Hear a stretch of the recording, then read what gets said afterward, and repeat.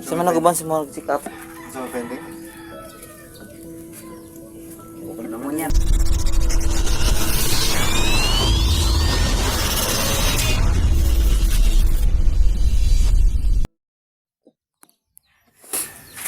So magandang hapon mga idol. Nandito po tayo sa bahay ng nanay at tatay namin ngayon. Pinuntahan namin yung nanay at tatay namin ngayon dahil may nag-contact sa amin na yung nanay at yung tatay namin ay nagkaroon na naman ng sakit. So binisita namin siya ngayon mga idol. So ito po siya mga idol.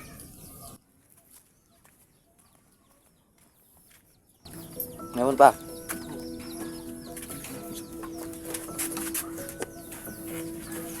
Kumusta mo madali ma? Yan, tanto.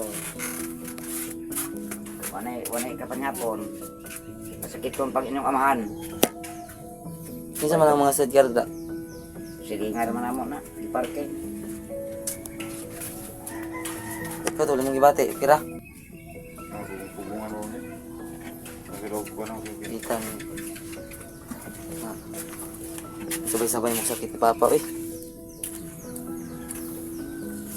Ano sabi lagi batin mo pa? Hanga ka, siguro daw di ka nito. Na ka pa, check up na ka.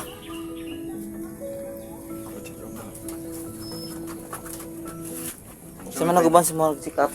Sa pending? Ano naman yan?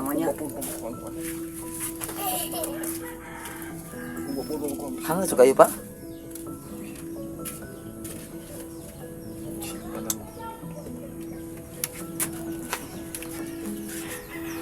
Ay, tagsara may makasuro nyo kilalayo ang puto mo ah.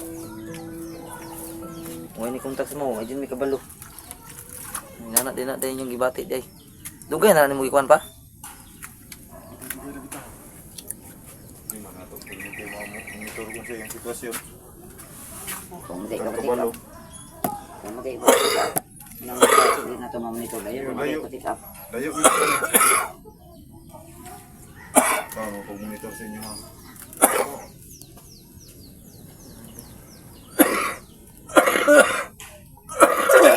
Uy. Saan naman na pa? Puriya lang sa nag...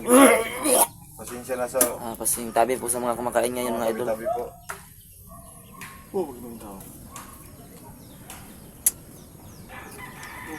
Tol, baka pwede kang hingi ng tulong sa mga subscriber mo dyan. Kahit konti lang.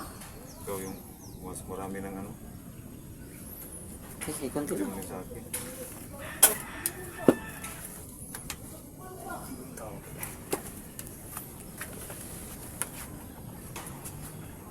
So baka nagtataka kayo mga idol na mayroon silang konting tindahan.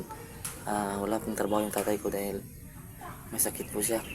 So yan lang po yung kinukuhanan nila ng pangkain sa pang-araw-araw. Kahit kunti lang yung tindahan na yan, napoprovide na po yung mga kinakailangan nila sa pang-araw-araw mga idol.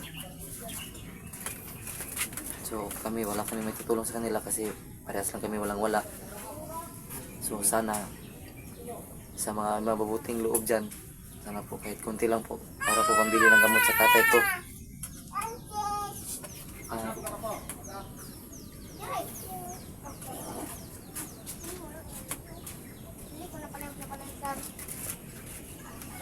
Yan, nakapalit mong tambal pa. Wala. May partang pudot.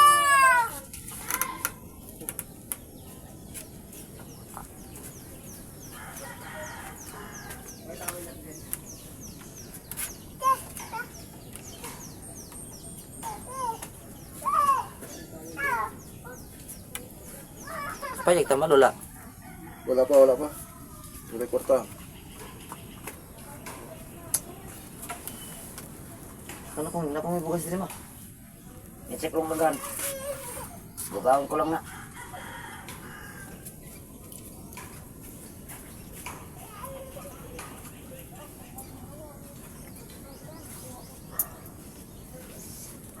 Humingi ka ng tulong sa mga susunod kasi ikaw naman yung mas maraming kakilala. Kahit konting tulong lang. Pabili lang ng gamot ng tatay.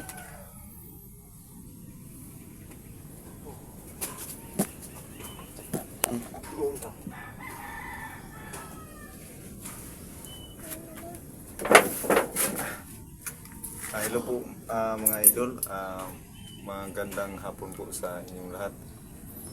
Nakakahiya man pong sabihin sa inyo. Gagawin po gagawin po namin yung lahat ng aming magagawa kasi po yung tatay namin may sakit po. Hindi na siya masyadong makahinga.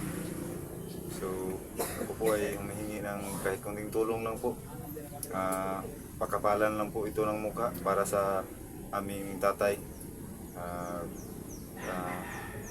Kung sa amin na po, wala po talaga pa kami kayong income. So sa may mga mabubuting kalooban, makatulong kahit kunti man lang, malaking tulong na po yun para sa tatay namin. Kasi po wala talaga kami pang trabaho na permanent.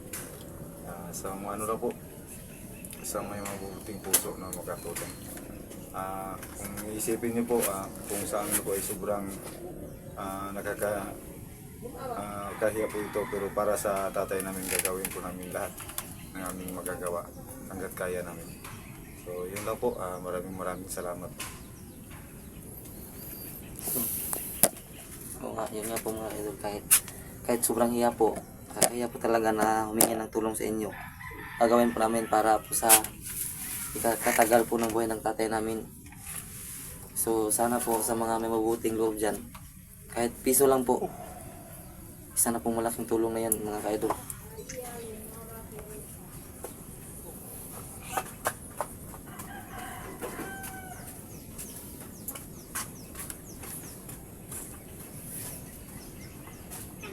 Hanggang sa pa? Ngita, tag-sirbar yun. Makaresis na sikreta sa pangiguro mo yung tag-sirbar.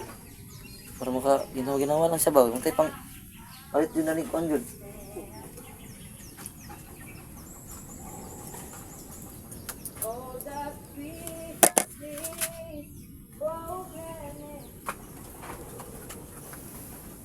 Lubos ng ginawa. So ayan mga idol, makikita natin si tatay na halos sinahabol na yan na yung ano ba yung mga tawag sa Tagalog to? Hininga.